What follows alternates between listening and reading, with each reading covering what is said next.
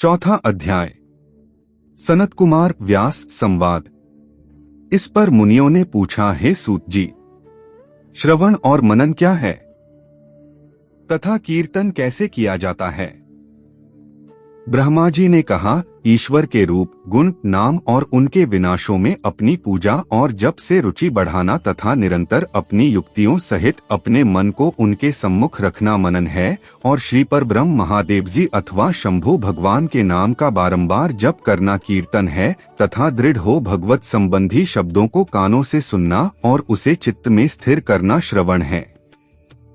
जब सत्संग में बैठकर भगवान श्री महादेव जी की कृपा से श्रवण और कीर्तन कर ले, तब उसका मनन करे, और वही सर्वोत्तम मनन है जिससे आत्मा पवित्र हो जाती है।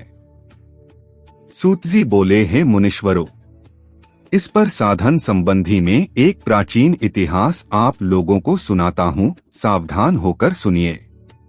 एक समय जब सरस्वती नदी के तट पर मेरे गुरु पराशर पुत्र भगवान वेदव्यास जी तप कर रहे थे, तो सनत कुमार जी ने आकर उनके निकट बैठकर पूछा, हे भगवान, शिवजी तो प्रत्यक्ष ही सबके सहायक हैं, फिर आप ऐसा तप क्यों कर रहे हैं? व्यास जी ने उत्तर दिया, मुक्ति के लिए। इस पर सनत कुमार जी ने कहा, अवश्य, पहले मुझे भी ऐसा ही भ्रम हुआ था और मैं भी मंदराचल पर्वत पर जाकर तप करने लगा था, परंतु जब दयालु शिवजी की आज्ञा से नंदीकेश्वर ने आकर मुझे यह बतलाया कि शिवजी के श्रवण, कीर्तन और मनन से मुक्ति प्राप्त हो जाती है, तब मेरा सारा भ्रम दूर हो गया। अतएव हे ब्राह्मण, आप भी ऐसा ही कीजिए। यह कहकर सनत कुमार जी चले गए। इस पर ऋषियों ने सूत जी से पूछा, जो श्रवण, कीर्तन और मनन नहीं करता उस जीव की मुक्ति कैसे होती है तथा बिना यत्न किए भी वह कैसे मुक्त होगा? इति श्री शिव महापुराण विद्येश्वर संहिता का चौथा अध्याय समाप्त। पांचवा अध्याय। लिंगेश्वर परिचय। श्री सूत जी बोले, हे ऋषियों, श्रवण, कीर्तन और मनन में आसक्त प्राणी यदि शिवजी के लिंग रूप की स्थापना कर नित्य उनकी पूजा किया करे तो भी वह संसार सागर से तर जाता है। मुनियों ने कहा, यह कैसे? वेद मात्र में ही सब देवताओं की पूजा कैसे संभव हो सकती है और सर्वदा लिंगेश्वर के द्वारा शिवजी कैसे पूजे जा सकते हैं? श्री सूत जी बोले, हे मुनीश्वरों, इसके लिए भी स्वयं महादेव जी ने कहा है, किसी अन्य ने नहीं। मैंने श्री गुरु मुख से यही सुना है कि एक शिवजी ब्रह्मरूप और निष्कल अर्थात कलारहित और कला सहित भी हैं।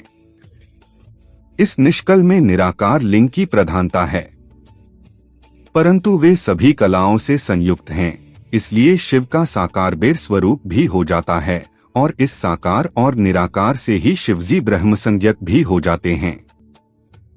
इसी से लोग उनके दोनों स्वरूपों की पूजा करते हैं, अन्य देवों में यह तत्व नहीं है। यही कारण है कि वे निष्कल लिंग रूप से पूजित नहीं होते। ब्रह्म पदवी तो केवल शंकर जी को ही प्राप्त है। इस वेदानुसार ओम प्रणव के लिए भी सनत कुमार जी ने मंदराचल पर्वत पर श्री नंदीकेश्वर जी से प्रश्न किया था, जिस पर नंदीकेश्वर ने यह स्पष्ट कहा था कि एकाकी शिवजी ही इस प्रकार पूजनीय हैं। कलापूर्ण भगवान शिव का बेर पूजन लोक सम्मत है और वेद में जिसकी आज्ञा दी है।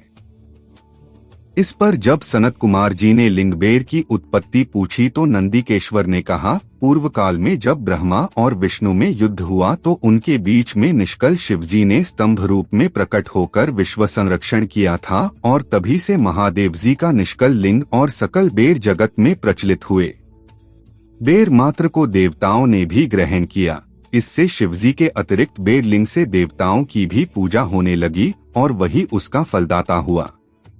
परंतु शिवजी के लिए लिंग और बेर दोनों ही पूजनीय हुए और जिनसे कल्याणमय भोग और मोक्ष दोनों ही प्राप्त होने लगे।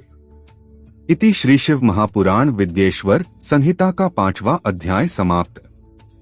छठवां अध्याय। ब्रह्मा विष्णु संग्राम।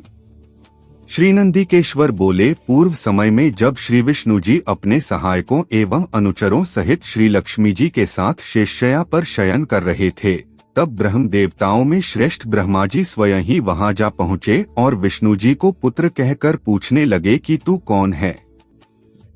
हे पुत्र उठ, मुझे देख, मैं तेरा ईश्वर यहाँ आया हूँ। इस पर विष्णु जी के भीतर क्रोध तो हुआ, परंतु उसे दबाकर उन्होंने ब्रह्मा जी से कहा, हे पुत्र, तुम्हारा कल्याण हो, आओ बैठो, मैं तुम्हारा पिता हूँ, और कहो कि तुम्हारा मुख टेढ़ा क्यों हो गया है। इस पर ब्रह्मा जी ने कहा, समय के फेर से तुम्हें अभिमान हो गया है। हे पुत्र, मैं तुम्हारा संरक्षक ही नहीं हूँ, किंतु समस्त जगत का पितामह हूँ। विष्णु जी ने कहा, रे चोर, तू अपना बड़पन क्यों दिखलाता है? सारा जगत तो मुझ में निवास करता है। तू मेरे ही नाभि कमल से प्रकट हुआ है और मुझसे ही ऐसी बातें करता है। नंदिकेश्वर कहते हैं कि जब इस प्रकार रजोगुण से मुख उन दोनों महापुरुषों में विवाद होने लगा, तब वे दोनों अपने को प्रभु कहते कहते एक दूसरे का वध करने पर उद्यत हो गए और युद्ध छिड़ गया। हंस और गरुड़ पर बैठे दोनों अमर ईश्वर परस्पर युद्ध करने लगे, उनके वाहन भी लड़ने लगे। देवता आकाश से देखने और दोनों देवताओं पर पुष्प वृष्टि करने लगे। इसी समय ब्रह्मा जी के वक्षस्थल में श्री विष्णु जी ने अनेक अस्त्रों का प्रहार कर उन्हें व्याकुल कर दिया। इससे कुपित हो ब्रह्मा जी ने भी उनके वक्षस्थल पर कई भयानक प्रहार किए। अभिव्रत अस्त्रों के आश्चर्यजनक व्यापार हुए। देवता एक दूसरे के प्रति काना फूसी करने लगे। युद्ध से श्रमित विष्णु जी हांफने लगे, परंतु उसी क्षण शांत होकर उन्होंने ब्रह्मा जी पर माहेश्वर अस्त्र चला दिया। इससे ब्रह्मा जी को बड़ी चोट लगी और उन्होंने पाशुपत अस्त्र चलाकर विष्णु जी के वक्षस्थल पर आघात किया। इनके पारस्परिक आघातों से देवता अत्यंत व्याकुल हो उठे और उन्होंने कहा, आप दोनों ही अराजकता उत्पन्न करते हैं।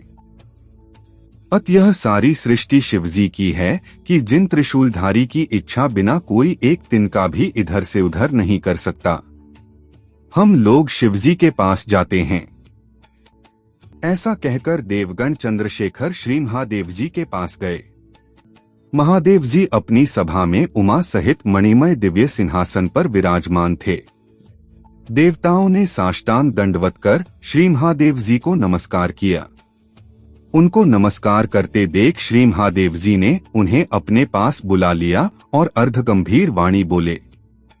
इति श्री शिव महापुराण विद्येश्वर संहिता का 6वां अध्याय समाप्त। 7वां अध्याय, शिवजी द्वारा विष्णु जी को स्वामित्व प्राप्ति। श्री महादेव जी ईश्वर बोले, हे पुत्रो, तुम कुशल से तो हो? कहो, हमारे शासन में सर्वत्र शांति तो है न? मैंने सुना है कि ब्रह्मा और विष्णु परस्पर युद्ध कर रहे हैं और तुम लोग बड़े दुखी हो। अच्छा, तो मैं अपने कुछ गणों को वहां भेजता हूँ, तुम लोग चिंता न करो। यह कहकर शिवजी ने अपने 100 गणों को वहां चलने की आज्ञा दी। साथ ही स्वयं महादेव जी भी अपने भद्र रथ पर आरूढ़ हो परिवार बांध चलने को तैयार हुए। देवताओं सहित इंद्र भी उनके साथ हुए। वहां पहुंच शिवजी आकाशमंडल में बादलों में छिपकर ब्रह्मा विष्णु का युद्ध देखने लगे। उनके सैनिकों ने भी अपने वाद्यों का बजाना बंद कर अपना कोलाहल शांत कर दिया और शिवजी का ही अनुमोदन किया।